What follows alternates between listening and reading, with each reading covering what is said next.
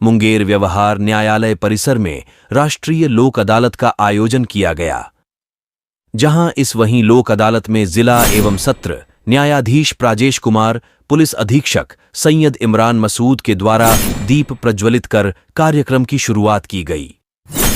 राष्ट्रीय लोक अदालत में बैंक, बीमा, वन अधिनियम क्लेम, शमनीय फौजदारी मुकदमा, दीवानी अपील, राजस्व वाद, सर्विस मैटर, पेंशन मामले, वैवाहिक वाद, मोटरयान दुर्घटना क्लेम, विद्युत वाद, पानी बिल, श्रमवाद एवं मजदूरी से संबंधित मामलों की सुनवाई होगी।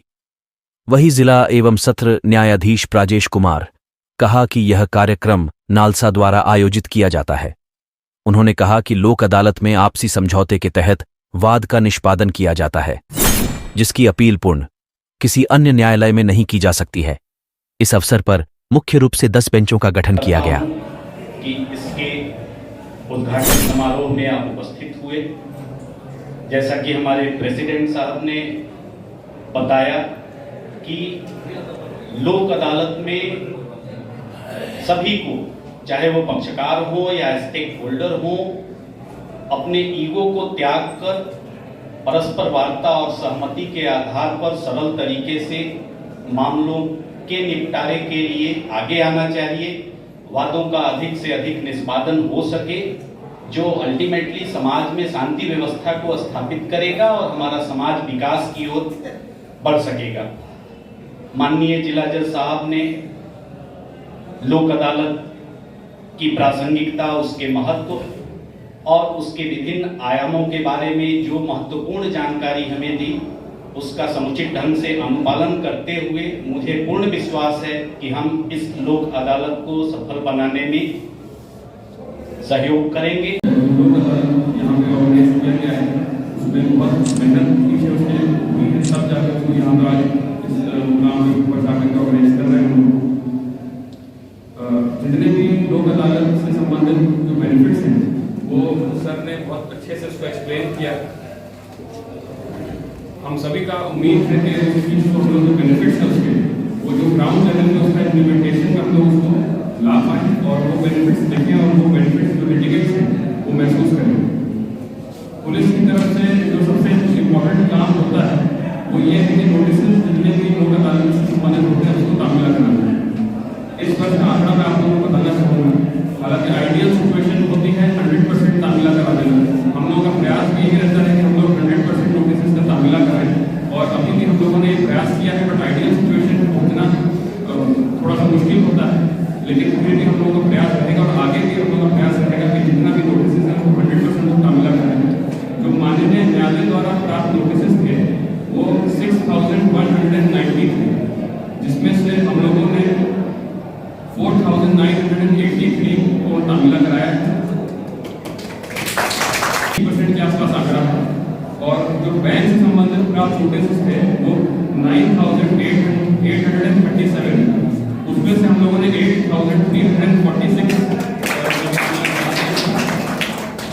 कुछ नोटिस बाकी रह गए हैं। वो हम लोग उम्मीद है हम लोग पूरा प्रयास करेंगे कि नेक्स्ट टाइम हम लोग उसको प्रयास जितने भी नोटिस हम निर्गत होते हैं उसको हम लोग तामीला कराएं, ताकि लिटिगेट्स यहाँ पर उपस्थित होकर के जो अपनी समस्या है, जो उनका डिस्प्यूट है, उसको रिजॉल्व करें और ये लोक अदालत को हम लोग सक्सेसफुल करें। कई डिफरेंट चरण होते हैं, कई डिफरेंट एस्पेक्ट होते हैं। जैसा कि एसपी साहब ने बताया, नोटिस सर्व करना एक सबसे इम्पोर्टेंट चीज है, ताकि लोगों को पता चले कि ये लोक अदालत कब कहाँ कैसे होगा। तो जो एसपी साहब ने कम समय में दिया, मैं इसके लिए इनको दिल से धन्यवाद देता हूँ।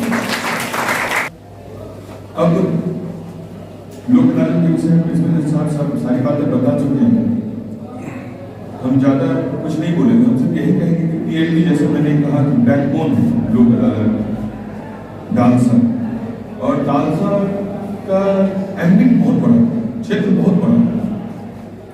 अभी तक हम लोग इसको पूरी तरह से यूज नहीं कर पाए, और ये पूरी तरह से यूज तभी हो सकता है जब हमारे पास डेडिकेटेड पीएलडीज जो ये समझे कि आप लोक अदालत से किसी मॉनेटरी बेनिफिट के लिए नहीं जुड़े हैं, बल्कि ये वॉलंटरी वर्क है, समाज के लिए है, आपके क्षेत्र के लिए।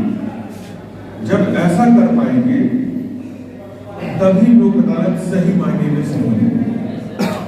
तो आज हम आपको बता दें कि हम लोग बहुत जल्द पीएलबी का फ्रेश इंप्लीमेंट शुरू करने वाले हैं, क्योंकि पीएलबी हमारे पास कुछ कम है और कुछ पीएलबीज अपने किसी जातीय वजह से काम नहीं कर पा रहे। तो हम लोग फ्रेश इंप्लीमेंट करेंगे और न्याय आपके द्वार, ये कंसेप्ट है। इस कंसेप्ट के लिए हम लोग चाहेंगे कि मुंगेर के हर पंचायत से कम से कम 2 पीएलडी, 1 पीएलडी ऐसा हमें मिले।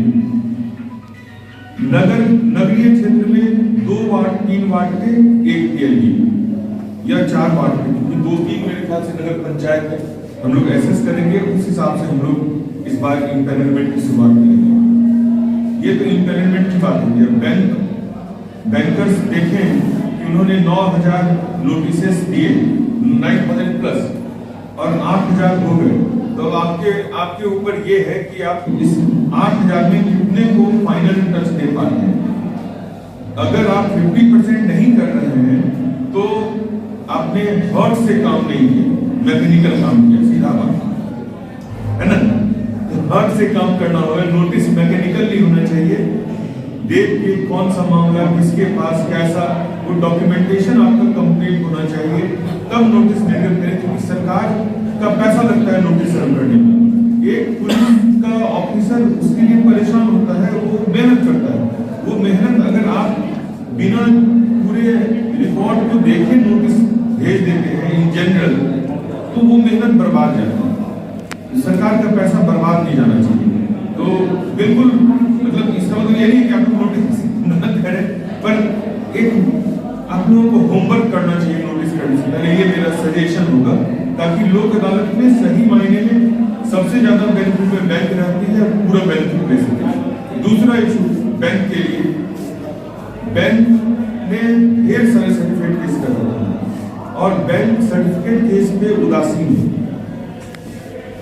सर्टिफिकेट केस में बैंक ने कई बड़ी रकम कोर्ट फीस के रूप में जमा की, वो भी पब्लिक मनी है, बैंक का अपना कोई पैसा नहीं है। जो डिपॉजिटर्स बैंक में देते हैं वही पैसा बैंक कोर्ट फी में भी देती है, वही पैसा लोन में देती है और वही रिकवरी भी करती है। तो सर्टिफिकेट केस पे अगर बैंकर्स ध्यान नहीं देंगे, क्योंकि वो पब्लिक मनी है, और अगर बैंकर्स सर्टिफिकेट केस को लोक अदालत में लाने में सफल होते हैं तो बैंकर्स का वो फी का पैसा सेक्शन 21 जो नेशनल लीगल सर्विसेज एक्ट है उसमें वापस हो सकता है। Criminal compoundable cases, forest act के केसेस, माइनिंग के केसेस, इलेक्ट्रिसिटी केसेस, ये सारे केसेस ऐसे हैं जिसमें कुछ फाइन तय है और कहीं निगोशिएशन। उस सब के लिए जैसा सर ने आह्वान किया एडवोकेट भाई लोगों का, वो अगर सहृदय तैयारी से आए तो हम लोग बहुत सारे केसेस हमारे यहाँ समरी डिस्पोजल केसेस बहुत बड़ी मात्रा में पेंडिंग है, मोर देन 15,000, जिसमें सिर्फ फाइन देना है, केस खत्म होना है।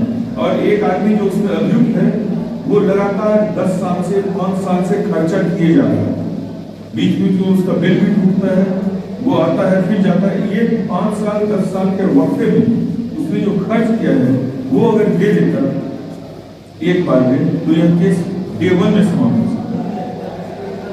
समय बचता, पैसा बचता और एफर्ट्स निस्संदेह बचता। तो लोक अदालत का एक बड़ा पर्सपेक्टिव है।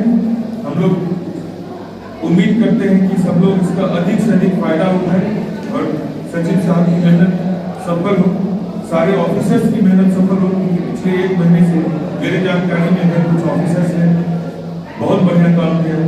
यहाँ जब तक हम एक चीज और ना बोलेंगे मेरा वक्तव्य पूरा नहीं हो सकता है। हमारे क्लास 3 क्लास 4 जो सिविल कोर्ट के एम्प्लॉय हैं, लोक अदालत उनके भी कभी सफल नहीं हो सकता। तो सिंक्रोनाइज होकर काम नहीं करेंगे, लोक अदालत बढ़िया नहीं होगा। और इस बार उम्मीद है कि पिछली बार से बेहतर करेंगे, हर बार बेहतर की गुंजाइश होती है, हम लोग बेहतर होते जाएंगे हर वीक के साथ। धन्यवाद।